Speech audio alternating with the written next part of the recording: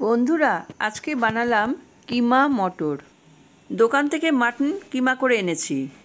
এখানে নিয়েছি মটরশুঁটি, টমেটো, আদা, পেঁয়াজ, রসুন, দই, লঙ্কা। কিমাতে দই মিশালাম। এরপর দিলাম থেতো করা পেঁয়াজ, আদা, স্বাদ মতো লবণ আর রসুন কুচি, আর দিলাম হলুদের গুঁড়ো। সব উপকরণ কিমার সাথে খুব ভালো করে মিক্স করে নিলাম, আর তারপরে 1 ঘন্টার জন্য ঢেকে রেখে দিলাম। 1 ঘন্টা পরে ননস্টিক স্টিলের প্যানে অল্প তেলে গরম মশলা ফোড়ন দিলাম, আর সাথে দিলাম তেজপাতা আর শুকনো লঙ্কা। সব ফোড়ন হালকা আমি নেড়ে নিচ্ছি।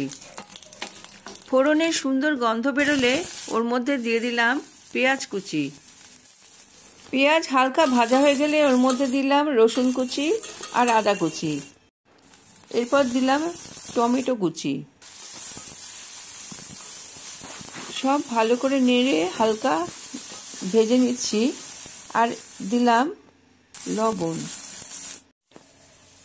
সব কিছু হালকা ভাজা ভাজা হলে এবার দিয়ে দিলাম হলুদের গুঁড়ো, তারপর দিলাম ধনে গুঁড়ো, জিরে গুঁড়ো, আর অল্প জল মিশালাম যাতে মশলা পুড়ে না যায়। এরপর মিনিট 3 মশলা কষিয়ে নিচ্ছি। মশলা কষে গেলে ঢেকে রাখা কিমা দিয়ে দিলাম। কিমা খুব ভালো করে সমস্ত মশলার সাথে মিক্স করে নিচ্ছি। কিমা আমি কম আঁচে ঢেকে ঢেকে রান্না করব। এরপর ভালো মতো কিমা মশলার সাথে মিশে গেছে। এখন আমি ঢেকে দিলাম। মিনিট 10 আমি এই রান্নাটা করছি। ভালো মতো সিদ্ধ হয়ে গেছে। আবার আমি খানিকক্ষণ ঢেকে রাখলাম। এরপর দিলাম ঘরে বানানো ফ্রোজেন মটরশুঁটি আর কাজু বাটা দিয়ে দিচ্ছি, তাতে গ্রেভির টেস্টটা ভালো হবে। রান্না প্রায় শেষের দিকে।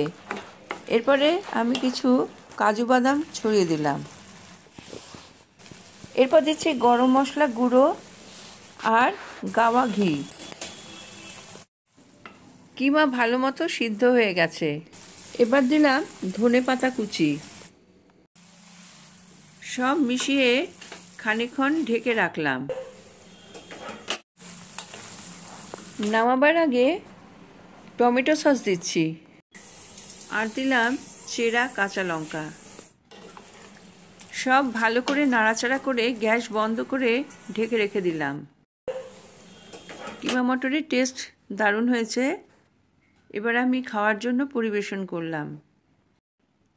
আশা করি আমার এই রেসিপি আপনাদের ভালো লাগবে।